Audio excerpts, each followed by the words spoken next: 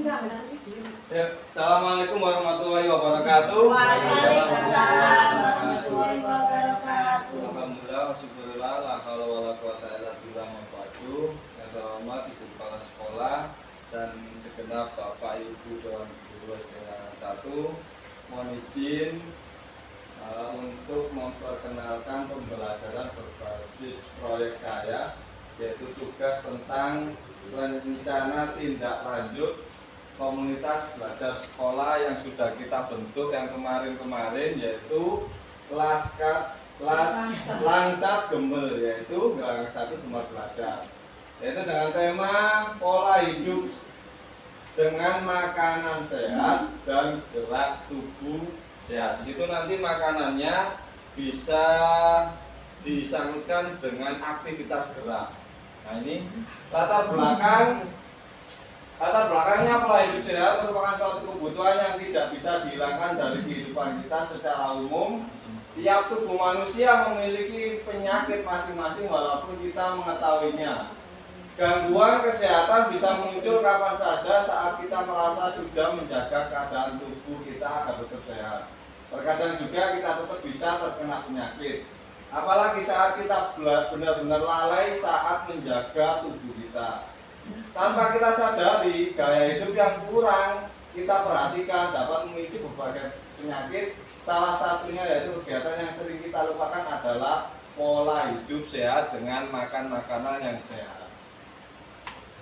Dengan makan makanan yang sehat dan teratur, tubuh dapat memperoleh kandungan gizi yang baik. Dengan gizi yang baik, tubuh dapat membangun dan memelihara serta memperbaiki bagian-bagian yang hilang dan rusak, juga memberikan kekuatan atau tenaga sehingga kita dapat bergerak dan bekerja.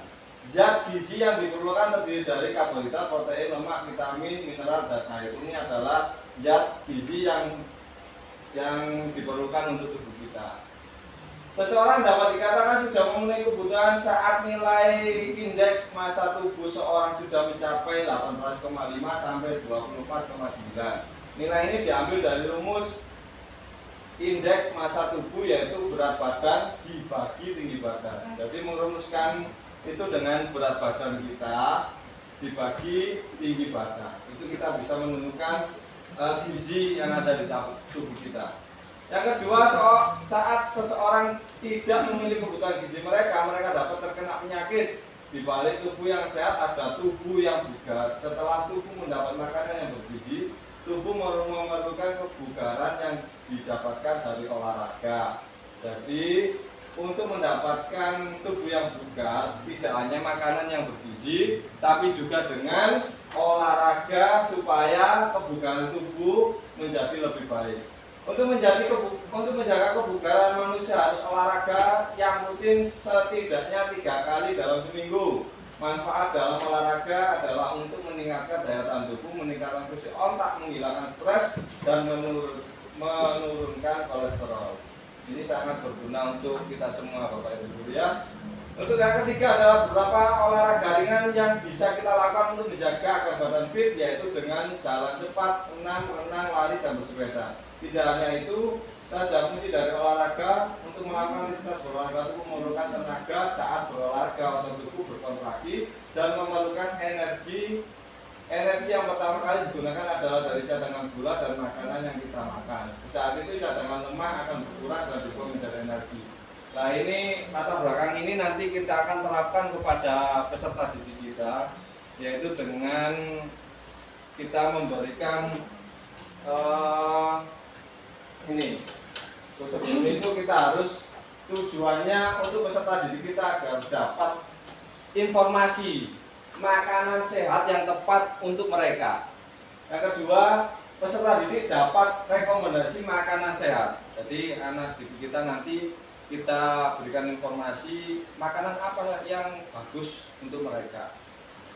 Yang ketiga, peserta didik mendapatkan rekomendasi nama olahraga yang tepat. Saya termasuk guru olahraga yang nantinya akan menunjukkan kepada peserta didik olahraga apa yang menunjang untuk kebugaran tubuh mereka selain untuk makanan sehat.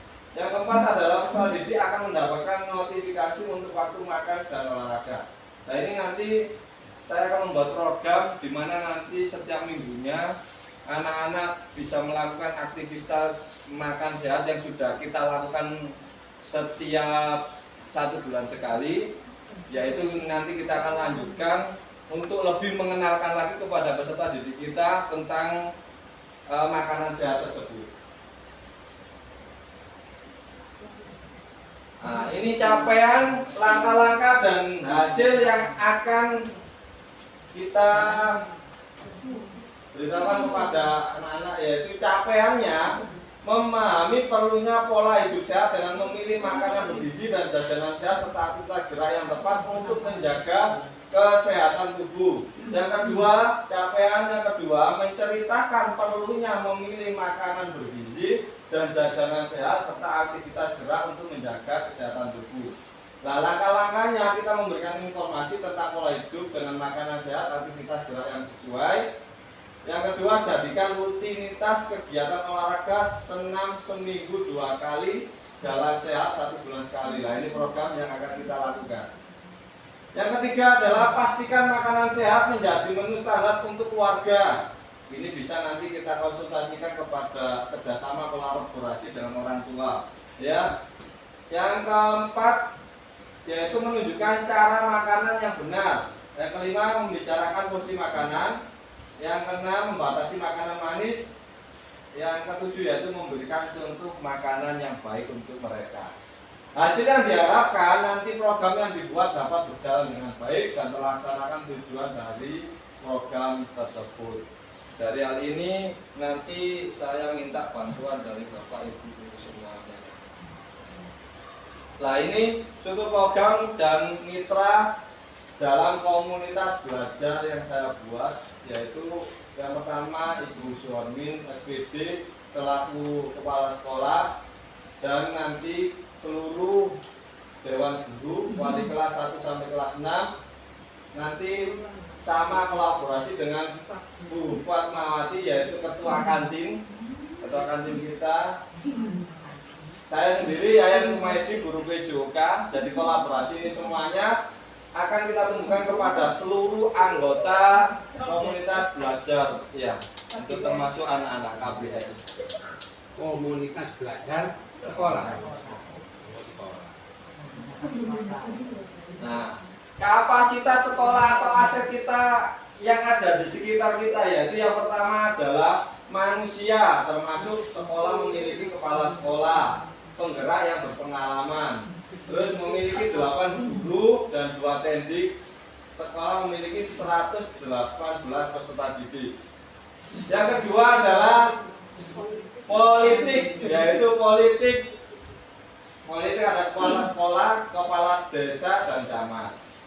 Nanti jika ada sesuatu hal kita akan minta izin kepada beliau. Untuk yang ketiga adalah fisik. Kita mempunyai lapangan, musola, dan mempunyai sarana dan prasarana seperti yang kita pakai ini adalah LCD, proyektor, laptop, dan sistem yang baik. Yang keempat yaitu sosial. Sosial ini kolaborasi antara kepala sekolah, guru, dan peserta didik. Lingkungan alam sekitar kita yang banyak sawah, ya, dan tumbuhan yang rindang. Yang keenam yaitu agama dan budaya, yaitu yang sudah kita lakukan setiap pembiasaan, yaitu rutinan bacaan surat pendek, Asmaul Husna, dan doa istighosa setiap 1 bulan sekali, sholat berjamaah, dan kata-kata 3S yaitu saling, senyum, dan sapa. Salam. 7. Finansial ini dari anggaran dana bos. 8. Sekolah memiliki akun media sosial untuk dipublikasikan. Jadi setiap kegiatan nanti akan kita publikasikan. Rencana evaluasi.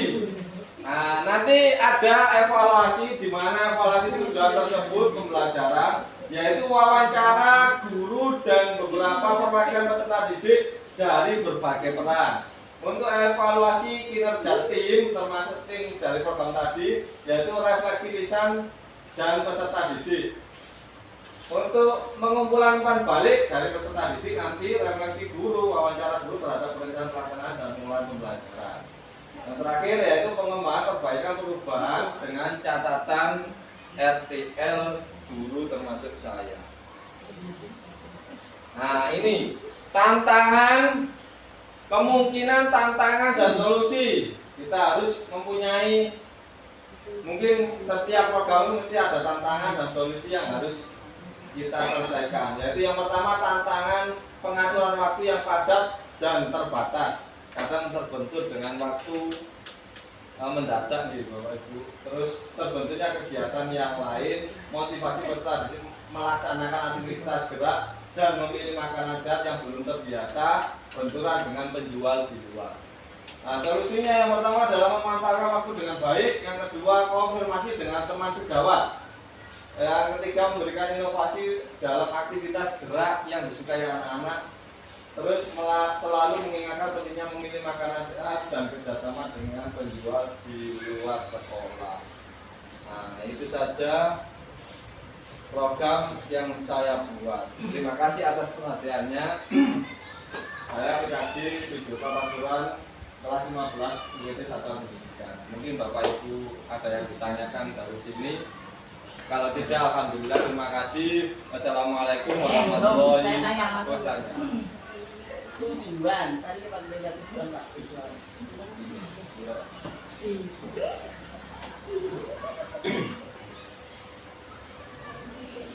Nah, tujuan ini tujuannya. Tujuan. Apa bedanya tujuan dengan capaiannya tadi? Tujuan itu yang akan kita lakukan. Terus itu maksudnya peserta didik akan mendapatkan notifikasinya seperti apa? Untuk makan dan minum dalam waktu olahraga. Notifikasi apa kayak HP gitu, ada pesan notifikasi. Nah ini notifikasi ini bisa dengan himbauan di grup Bapak Ibu nggih. Nanti kalau kita punya referensi tentang makanan sehat atau sebagainya, nanti kita bisa berikan WA itu ke grup untuk ditindaklanjuti dengan orang tua. Kalau di rumah juga bisa. Kalau di sini nanti kita akan tunjukkan beberapa slide nanti video untuk pembelajaran anak tentang makan-makanan yang sehat dengan variasi video supaya anak-anak lebih mengetahui dan lebih senang. Pak, untuk tujuan ini memang ini yang diharuskan, apakah bisa dirubah? Bisa, karena ini hanya masih program, jadi nanti bisa dirubah dengan kita bermusyawarah atau kolaborasi. Nanti kita lanjutkan, kalau memang ada kekurangan nanti kita benahi bersama sehingga kita bisa melaksanakannya dengan baik. Karena saya melihat di tujuan itu hanya teori semuanya, jadi peserta didik akan mendapat informasi. Mereka hanya mendapatkan teori informasi kan, yang mereka dapat informasi. Yang kedua mendapatkan rekomendasi. Ini loh nanti makanan sehat yang kamu miliki, tapi belum mempraktekannya. Yang ketiga peserta didik mendapatkan rekomendasi nama olahraga. Kalau kamu punya sakit ini, nanti kamu seharusnya misalkan sit up atau push up, enggak, hanya rekomendasi olahraganya saja. Nanti mengarah ke praktek. Nah itu nanti langkah-langkahnya Bu. Ini kan hanya tujuan yang akan kita tunjukkan kepada anak-anak. Nah di situ kan nanti ada langkah-langkah yang kita lakukan. Misalkan seperti mendapat rekomendasi nama olahraga yang tepat. Nah itu langkah-langkahnya di situ kan nanti misalkan jalan. Nah setiap kita 1 bulan sekali kita melakukan jalan santai. Nah itu langkah-langkahnya di situ. Jadi kita melakukan dengan langkah-langkah tersebut sehingga bisa mencapai tujuan yang sudah ditulis di sini. Baik, nanti tujuan saya kira lebih diperdalam lagi Pak ya. Sekarang ke ini Pak, ke apa tantangan dan solusi. Tantangan dan solusi.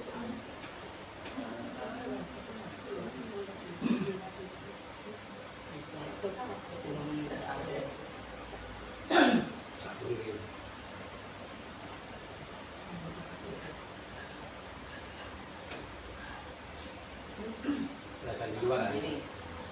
Di situ tantangannya pengaturan waktu yang padat dan terbatas, solusinya memanfaatkan waktu dengan baik.